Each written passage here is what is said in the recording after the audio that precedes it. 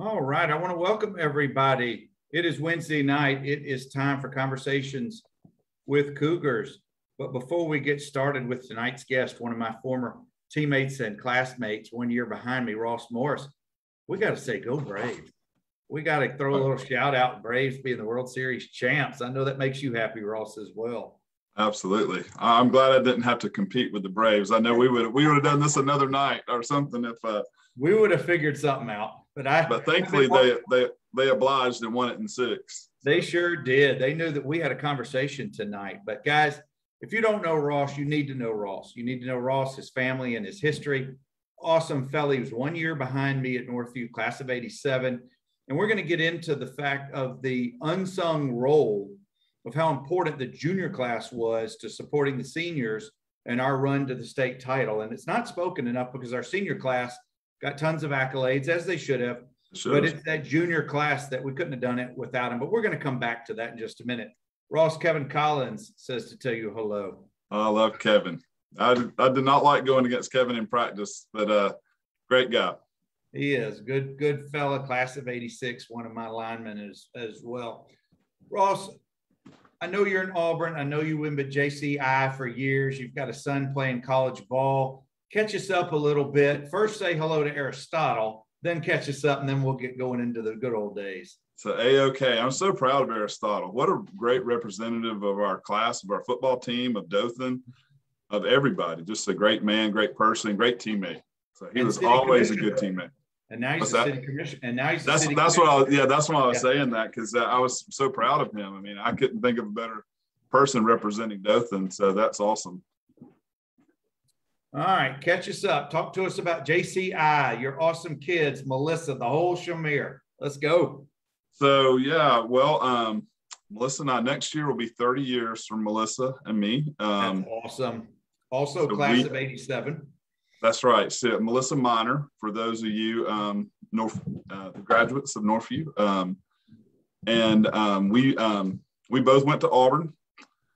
We both majored in business, me in management information systems, she in accounting, got married a couple years out of college. We both started our careers in Atlanta, lived there for a couple of years and then moved back to Auburn. I went to graduate school, got my master's, and taught for a little while. I taught business, accounting, and record keeping, and introduction to computers, business, English, communication, that kind of thing. And did that for 3 years. I coached some, thought that was really where I was going to go. And that was my road. But a friend offered me a position to go work with him and start doing some sales. And so I did that and really loved that. Loved the freedom of being out and meeting new people so doing that okay. And then I got a job with what is now JCI, but it was Tyco in 2002, and as a sales manager, and did that for 5 years. And somewhere along the way, I'm forgetting the children. So we had in 97, we had Bailey, our oldest, his son, and then in 2000, Garrett, the one who's playing football now. And but yeah, so I started with Johnson Controls, which it was Tyco at the time, and later on they merged, but same company, so a couple of different roles with them for the last 19 years, since September of 2002. So it's been a while. And you've been in Auburn most of the whole time? Since 1993. Yeah, we moved back, and yeah, I'm not much on change. So this is the second house we've lived in Auburn. We just stay. We've done some remodeling, some additions and stuff, but yeah, this is the second house we've owned. We rented for a little bit before, while we were young, struggling, starving business majors. But yeah. But other than that, we've been here for a long time. It's the only house Garrett's ever lived in. So 22 years. So we've been here for a while. Excellent. Now Garrett lives in Huntsville. Is he working or in school? So Bailey's in Huntsville. I'm sorry, Bailey. Yep. Yeah, Bailey's in Huntsville. He's working. He does logistics for a moving company, and so he's routing all the trucks, making sure they're going to the right places, getting the crews where they need to go, and also going out and visiting the new company, or the potential businesses of the new jobs and that kind of thing, trying to win those jobs for the company.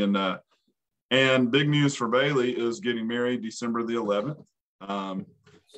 To a girl from Auburn High School. So who's a year older than him, but yeah, so that's exciting news for us. It's a lot going on. We're coming upon now. We're a little more than a month away. I had to look at the calendar to see how close we are, but yeah, it's getting close. So that's very exciting. And I know your other son is playing ball at Penn after a successful high school career. So the Morris, y'all got it going on. Y'all are busy. That's awesome. We are. We're having fun. It's a good time of life. We they're proud of our boys, and thankful they're healthy and trying to be good members of society, and hopefully they'll follow after a lot of our teammates there at that Northview. We had a lot of good ones. So. Well, speaking of good ones, Kazanave says to tell you hello.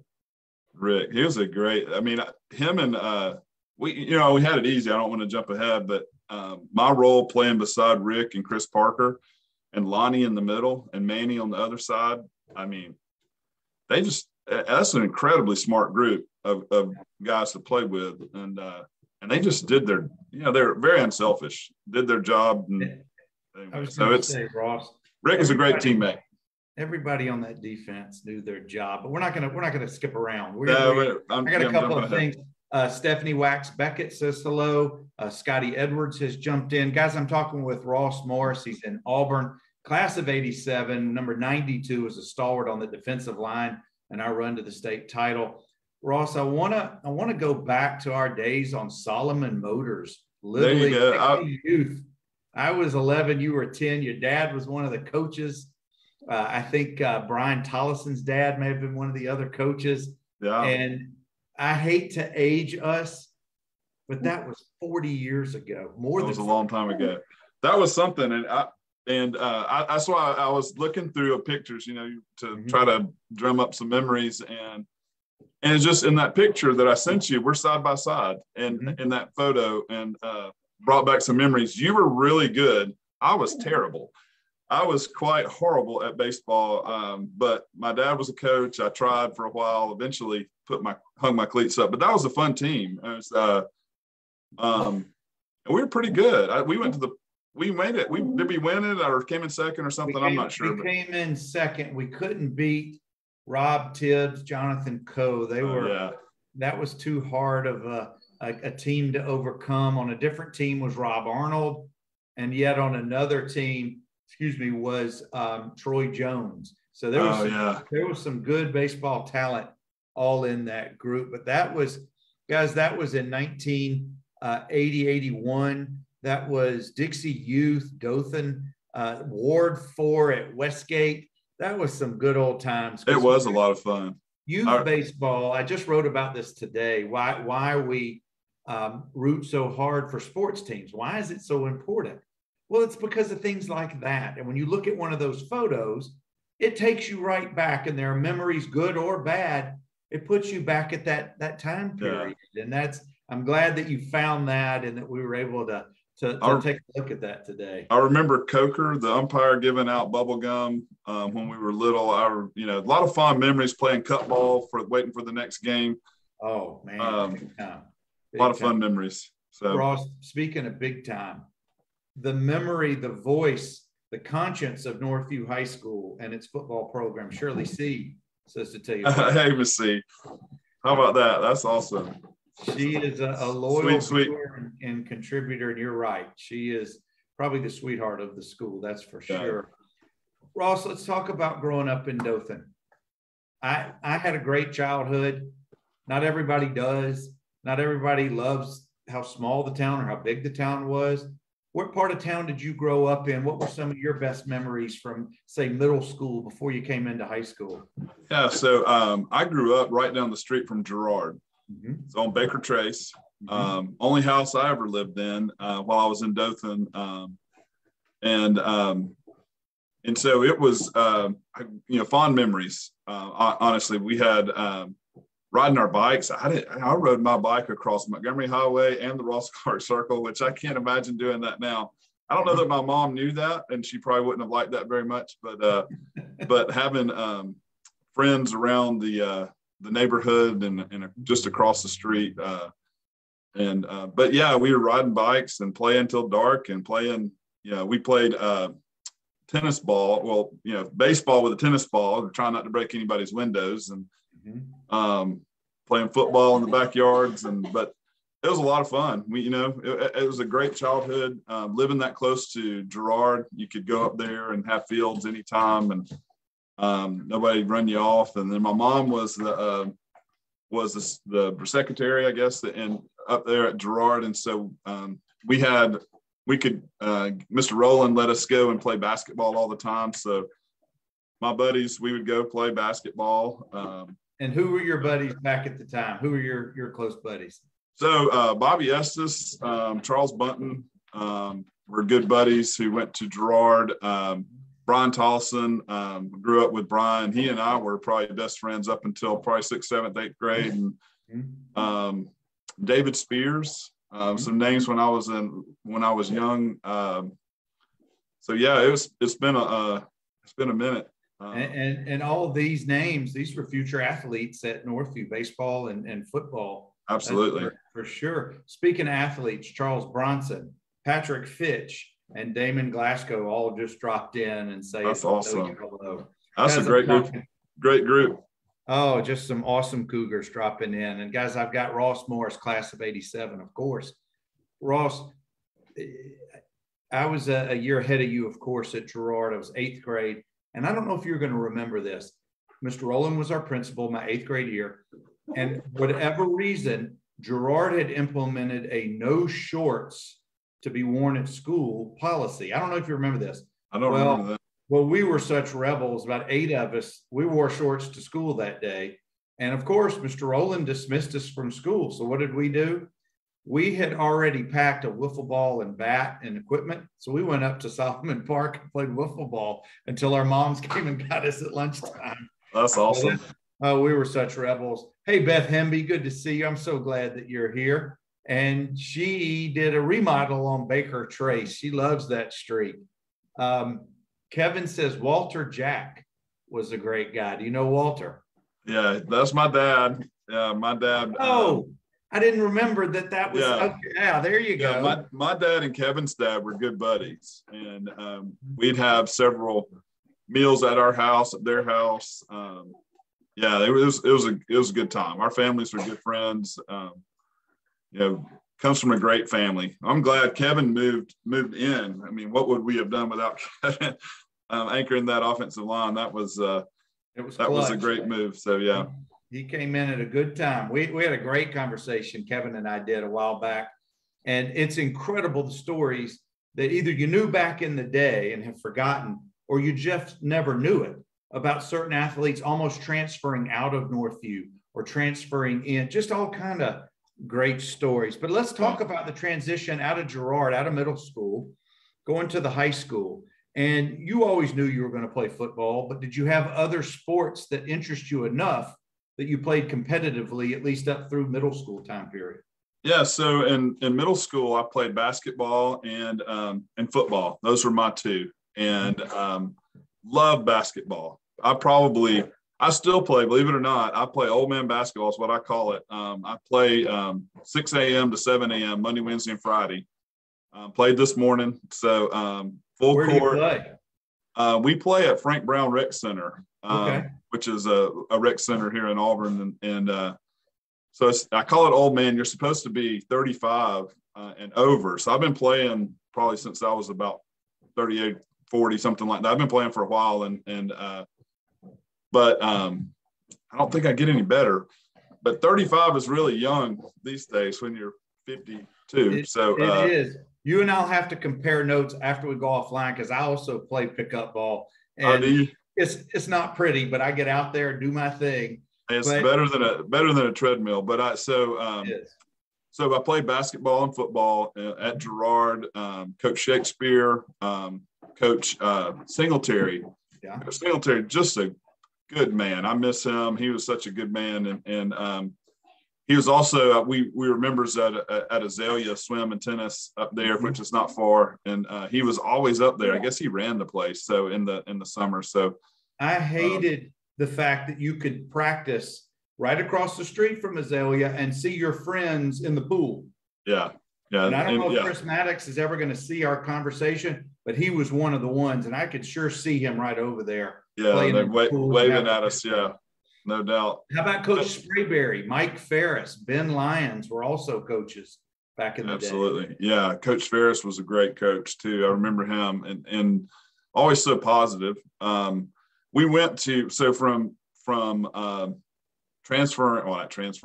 graduating from middle school to going to Northview as a ninth grader. We had Coach Cleveland and Coach Tribute as our coaches in ninth grade. I was still standing up at the time, meaning I was on defense. I was playing linebacker. I played linebacker at Girard as well, and but on offense I would play guard. We pulled a lot, so I like pulling, surprising the linebacker. So that's kind of ironic that I also was playing that position too, and did not like that when I was surprised by a lineman pulling and hitting me without me knowing about it. But so did that. So I played offensive line and linebacker for Coach Cleveland and Coach Tribute. Had a great experience. The first time, in Dothan, in middle school, we didn't travel. We just played the other middle schools. So we didn't go and play, so that's the first time we ever really went anywhere. In ninth grade. I thought that was a big deal. It was a big deal. It was a real big deal. Down there in the bowl and dirt and rocks.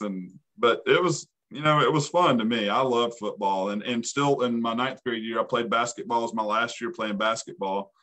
Wasn't much need at Northview for a 6-foot post player. So I didn't have an outside shot at the time. So that was anyway, I had to put the basketball high tops up, hang them up for a while. It sounds like we had a similar experience, because at the end of my ninth grade year, I had Coach Parrish and Coach Johnson come to me. We think you need to rest between football and baseball season. And that was kind of their way of saying, it's time. It's time. Yeah. Your days. Speaking of an awesome athlete, an awesome basketball player, an even better friend, Coach Mike Henry has just stopped by, number 13. I love Mike. I want to go see Mike's team play. I told him this, I would love for my boys to play for a coach like him. And, but I wish him all the best there at Carroll. I guess he's still at Carroll. I think he is. And yeah. Ross, before he gets away, I want to talk about the origin of the House That Rocks nickname. Tell us that story. Best I can remember, Mike, so I told you there may be some embellishment here, but the best I can remember is I was tackling somebody, and I don't remember, it was during a game, and I literally swung them and threw them, kind of, and Mike came up with that name. It's like the House That Rocks. And so he's called me that. I don't know why. I mean, other than that, but he was really the only one, but that's how he would greet me every time. Always with a smile, always encouraging everybody, especially me. So just, fond memories of Mike Henry. Hey, that's one of the best nicknames I have heard in a long time. It was not because of dancing. Proudly. Yeah, not because of my dancing or singing or anything like that. It was, I'm pretty sure it was me probably not doing good form tackling, because I was grabbing with my arms, which Coach Ragsdale would not have been happy about, and then slinging somebody and possibly threw him forward for more yards. So that wouldn't have been good either. But Mike thought that was funny, so he came up with that nickname. Speaking of a fellow who could rock your world, Mark Saffold has just stopped by. How about that? I didn't like chasing him. He was fast. Ross, you got all kind of folks out for you tonight. This is awesome. And for those of you just stopping by, I got Ross Morris, number 92, the House That Rocks was his nickname. That was one of the good to see you, Mark. Thanks for stopping by, bud.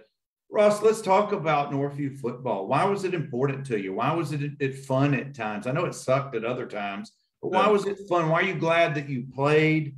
And what kind of lessons maybe you shared? I don't know if Bailey played, but certainly with Garrett, and he probably rolls his eyes, or back in the day, it's like, all right, I've heard enough.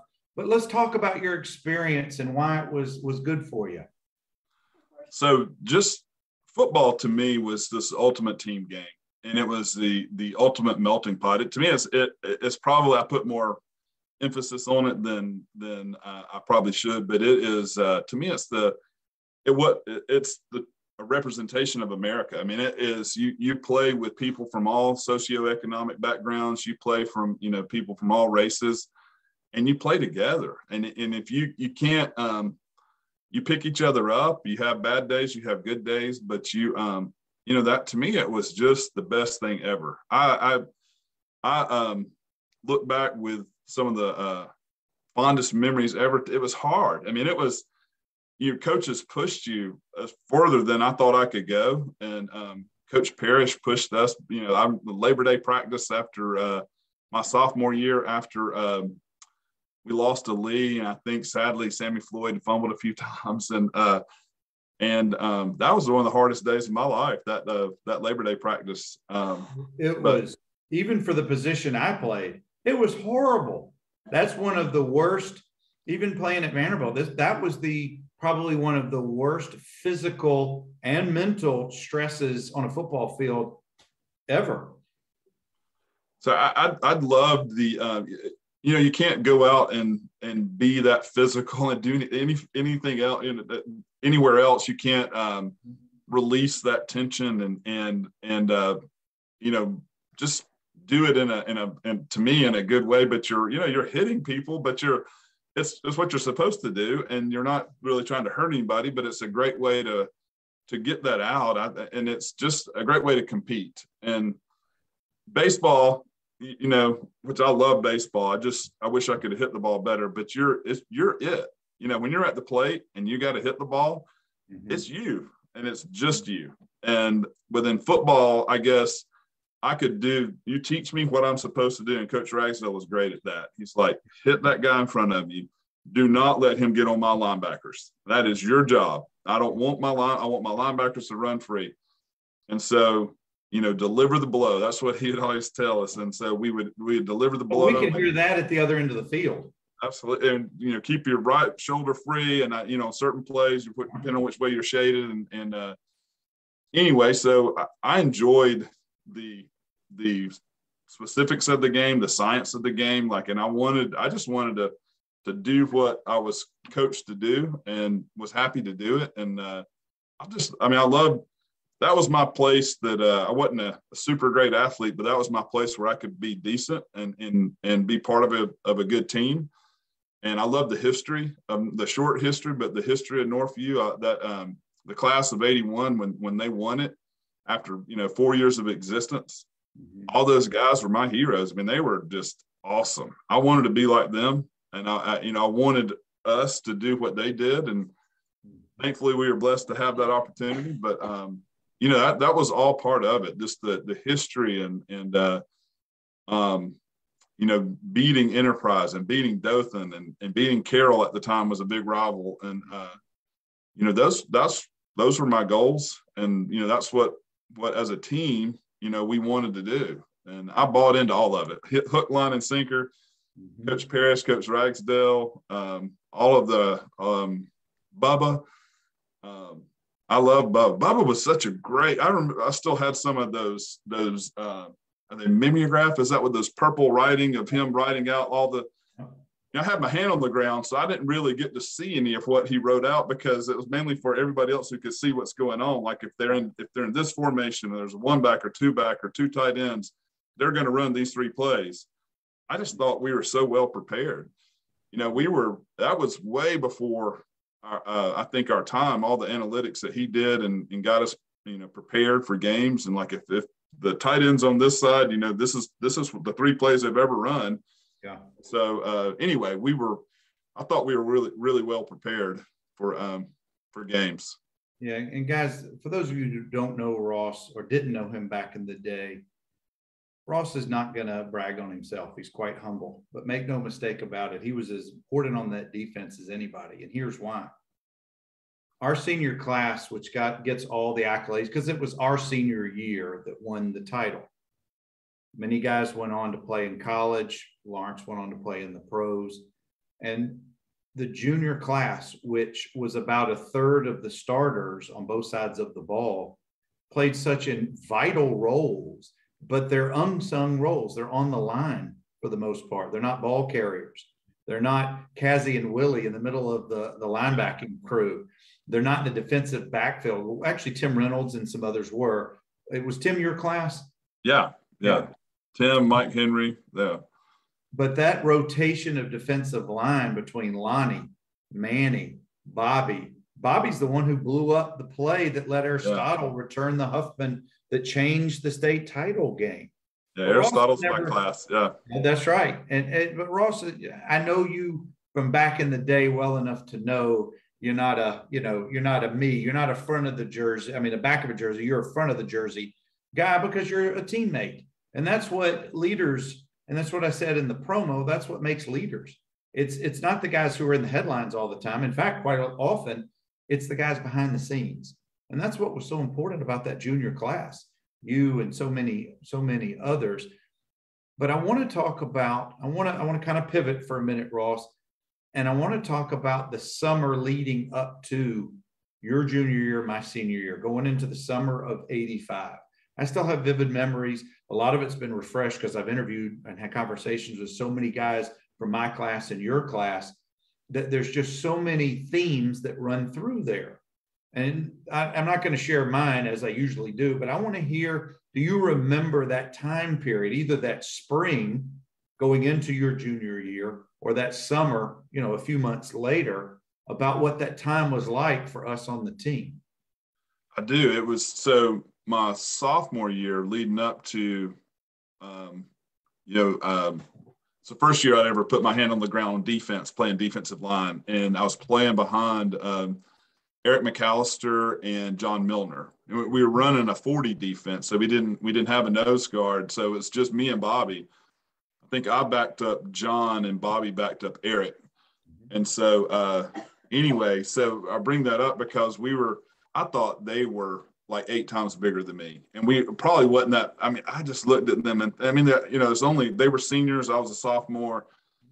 So, and my birthday in July, I was young, 15 or whatever. And so anyway, thinking that they're huge. I will never be able to play this position. I just didn't have that confidence. But so we had that year, thankfully they stayed healthy 98% of the time. So I didn't have to play a whole lot, but I would play some just to give them a break. But then that spring leading up to that, I do remember a little bit of that. And it was on us at that time, had to win a spot.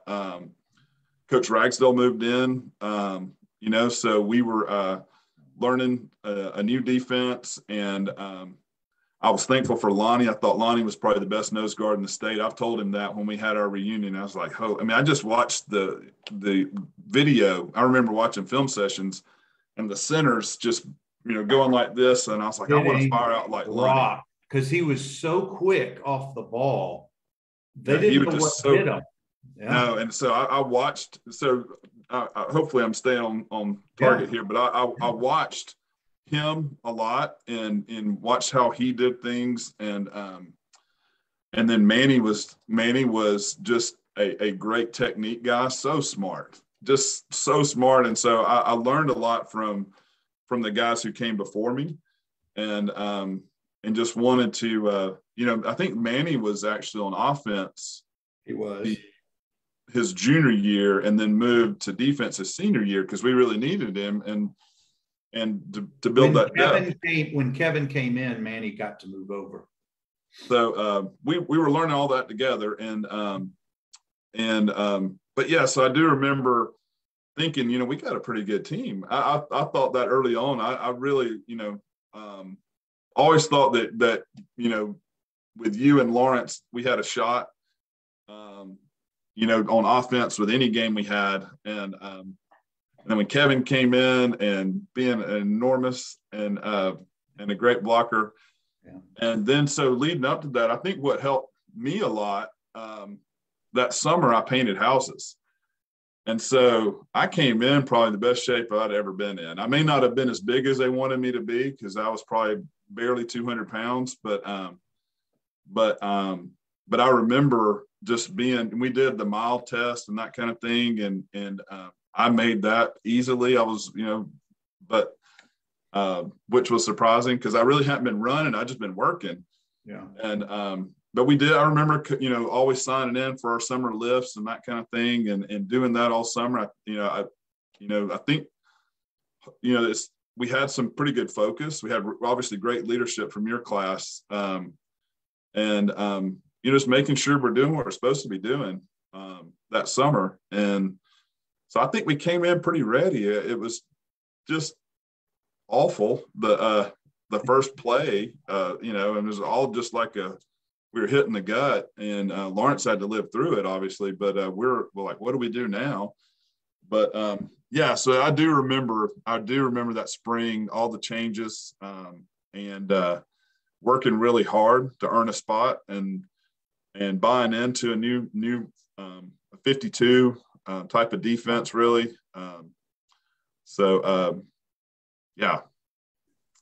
Kevin says, do you remember the Fat Daddy Club on the sidelines at practices? The Fat Daddy Club. That's what he calls it. All the dads sitting over there. Oh, absolutely. Yeah. That's so funny. That is funny. I never knew it had a name, but that's so funny. But not only did we put in a new defense, we put in a brand new offense. Oh, yeah. I remember the Houston Gambler offense. Yeah. Run and shoot. There was only about five runs and 5 passes, but nobody was doing it. And it took us a good amount of the season to really get it down pat. But the defense was so stout, was so good that it kept us in every one of those games. But you're right. The first 3 games were played in 10 days. If you remember, we had a Labor Day game on a Monday, then we played on a Friday, and then we played on a Thursday. And that's 3 games in 10 days. Who does that? But we did it. And I just remember, I can remember we're sitting at 1-3. We're going into, I think it was homecoming was the next game, and Lawrence was due to come back. And just the fact that he was coming back lifted so much spirit within the team and the morale.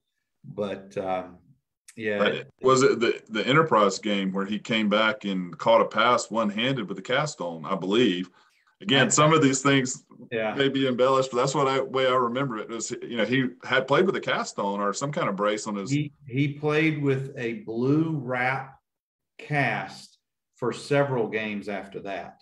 But you're right, he was throwing passes and catching passes and running the ball. Yeah. But what it showed was the younger guys stepped up. O'Shawn, Saffold, Isaac, your class. Those guys all stepped up and contributed and held the rope, if you will, until Lawrence was able to come back. Let's step away from the field.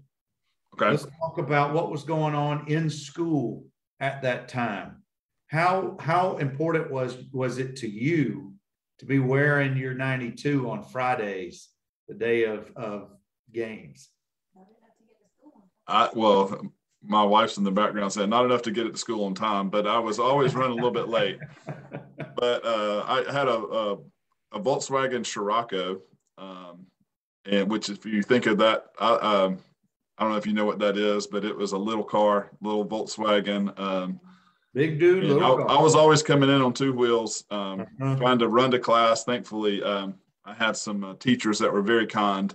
Mm-hmm. And knew once I got there, I would do my work, but it's just getting there to begin with was one thing. But no, I do remember I had fond memories all through Northview and the teachers. I thought when I got to Auburn, I was well prepared for academically. And I remember teachers like Miss Spivey with history, Miss Sowell with I love Miss Sowell with, I think she trigonometry and maybe even algebra 3. Miss Jernigan, I like the math and the sciences a lot. Mr. Adams taught me chemistry a couple times. I think I took chemistry 1 and 2, I remember Miss Hooks with English. I didn't want to read all those thinking books, but I remember her. So yeah, a lot of fond memories. Miss Snell, I took computers. I majored in MIS, so I liked her class a lot with computers. And yeah, so it was. But I was really, I like wearing my jerseys on Friday. I like being number 92. I thought I was it, and was really cool. I think it meant a lot to me to be on the football team. It was not something I took for granted. I wore it with a lot of pride. And those pep rallies, I love the pep rallies. Coach Mr. Smith, Dr. Smith doing those poems. I thought, no school in the world, I thought, had that kind of atmosphere, had a principal that's going to do a new poem every week and get everybody fired up. Yeah. And it was such a unique experience, everything about it. So all right, I'm going to put you on the spot. At what point during high school did Bobby Estes convince you to part your hair down the middle to look like Steve Perry from Journey? How long did you wear that haircut? I don't remember wearing that. Maybe for some photos, but not so much. All right, next Bobby question. Did. Bobby with pride. Bobby wore that with pride until he got his perm. All right, now I'm really going to put you on the spot. When did you and Melissa meet? So she knew who I was for a long. No, I'm just kidding. But, she was at Honeysuckle. I was at Girard. But when we got to Northview, we kind of ran in the same circles and had the same friend set. But we didn't go. We were friends first for a long time, and we didn't go out until the summer before our senior year. Mm-hmm. So our first date was that summer. Actually got pulled over on our first date. Nice. But they was at Solomon Park. There was a guy out on the road with a flashlight, and I thought it was a moped because it was just vibrating like that. And so I drove through it. Turns out it was a policeman trying to get people to stop. I don't know what they were doing. Something was going on at Solomon Park, but he came and pulled me over and told me I almost ran over him and stuff. And so I could have given me a ticket for reckless endangerment. But so that was a great way to start our first date. You really set the bar high right there. Was the police officer looking for wiffle ball players by chance? Possibly. It's like, so they have some kids who've been skipping class and that's right. Playing wiffle ball. Officer pulled you over. So I want to talk about, we've got a little bit of time left, but I want to talk about your experience as a high school athlete compared to Garrett's experience. I don't know if Bailey played, but Garrett's experience of being a high school athlete and you seeing it through the eyes of a father. How much of it was, well, this is how we did it in my day versus you turning it over to the coaches that were paid to coach, right? So to speak. It's hard sometimes, but share a little bit about that experience. Sure. Well, Bailey was a lineman. He was a center and a long snapper, and it was honestly a little easier with him because he played what I was familiar with. Mm-hmm. I didn't ever play center, but he played on the line. He didn't get a lot of credit for stuff. Blended in the background. He'd long snap, which made me nervous as a long-tailed cat in a room full of rocking chairs. But so that experience, I never wanted to be that dad, like who's always like, at practice and like one of the fat boys or whatever, Kevin's. The Fat Daddy Club. But I did go watch because they would practice on the track at Auburn High School, and they had stands, and so you could go watch. And sure, but I knew all the coaches and had a lot of good a lot of respect for them. I let them do their thing, and they had some really. They went to the state championship game against Hoover and did not win it.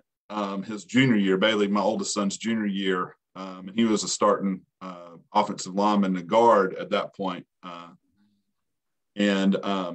But Garrett was a running back.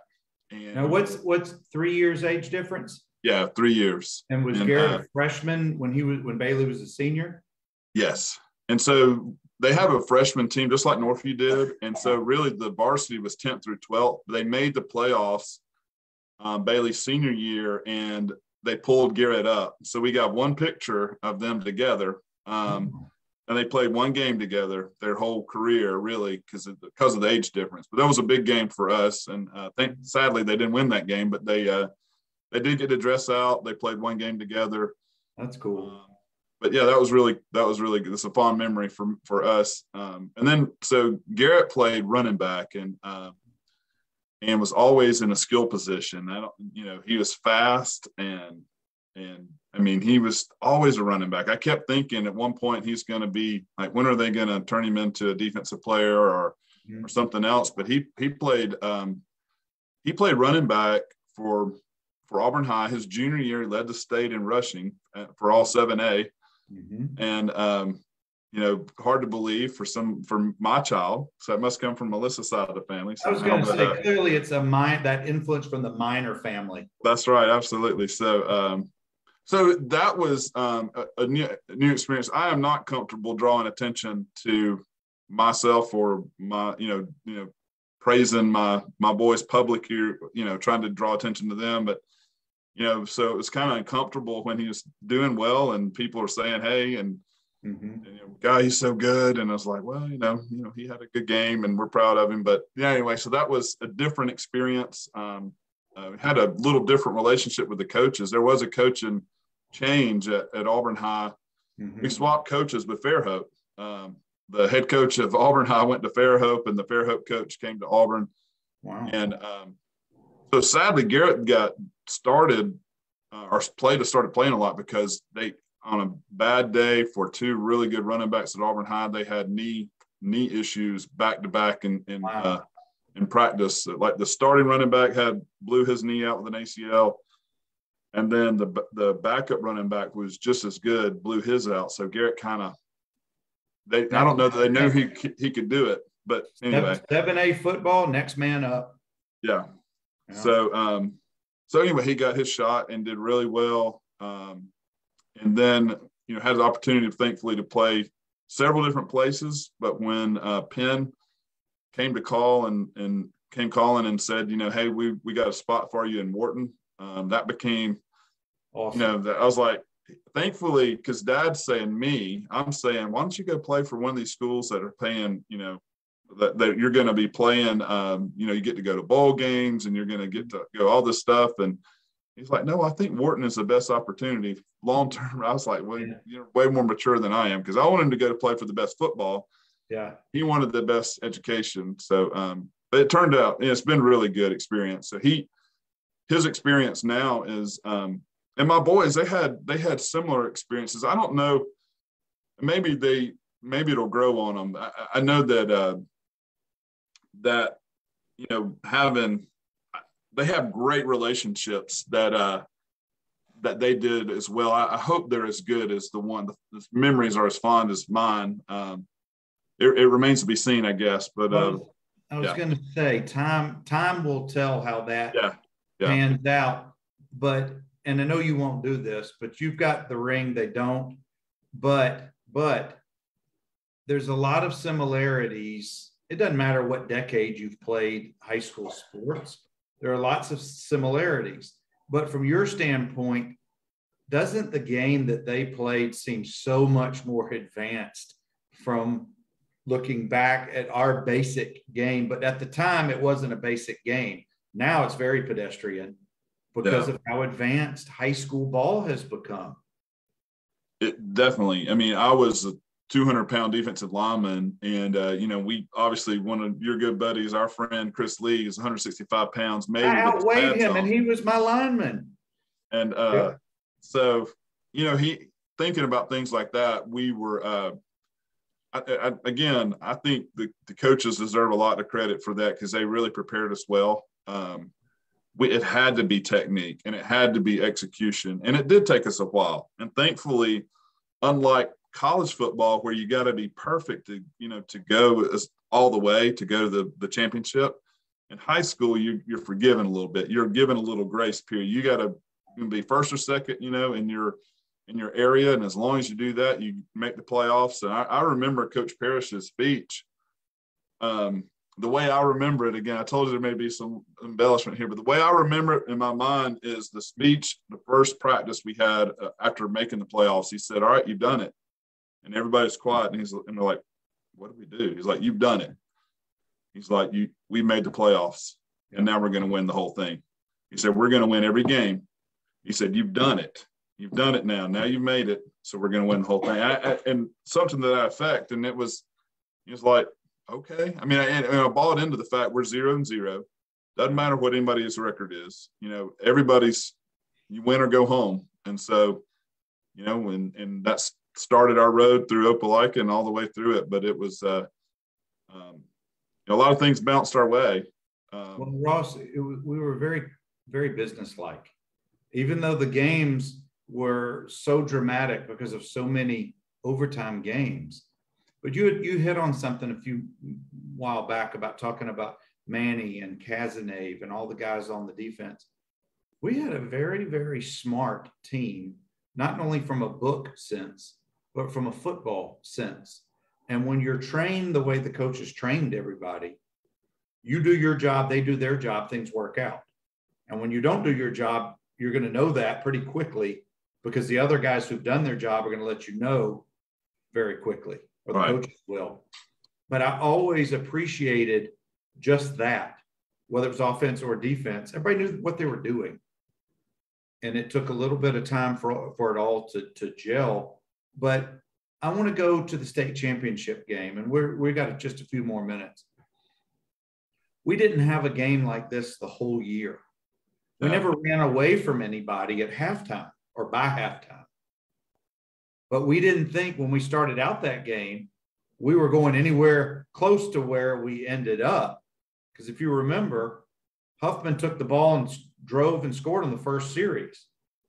Yeah, and they were on their way. And they were on their way again inside of our 12 or 15, whatever it was, when Bobby blew up the play. Were you on the field for that particular play?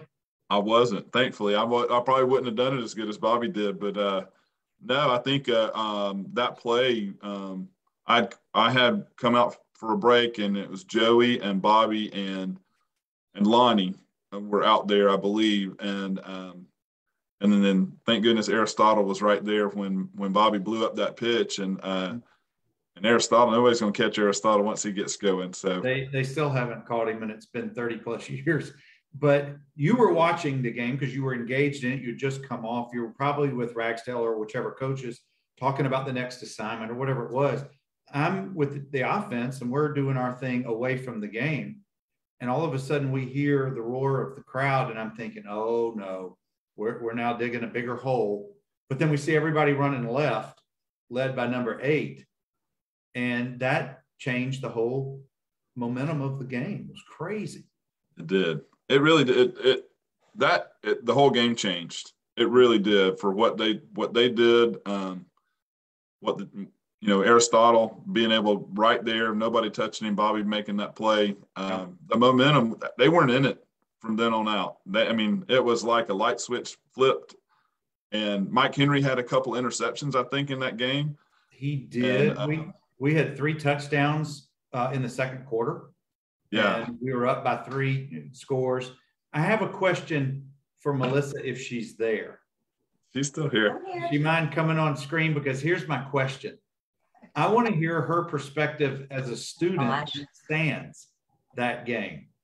Do you remember driving up to the game? Do you remember being at the game? What was that like for you? I do remember. I think our parents, I remember, the biggest thing I remember is we all thought we were old enough to drive on our own. And our parents did not think that was the case. So my biggest memory is the battle for that. Well, we lost, but we got there anyway in a car with our parents, and it was great. It was fantastic. Yes. And I remember, well, at least for us, it wasn't as cold because we were moving around. The sun was out, but it was quite chilly that day. It was chilly. But thankfully, I guess the sun was in your face. Who do you remember being with at the game? I remember Ashley Mitchell Hall, Cindy Veal, Julia Holman. Of course, Cece was cheering, so she wasn't up there with us, and Carla was cheering. So that was my little squad.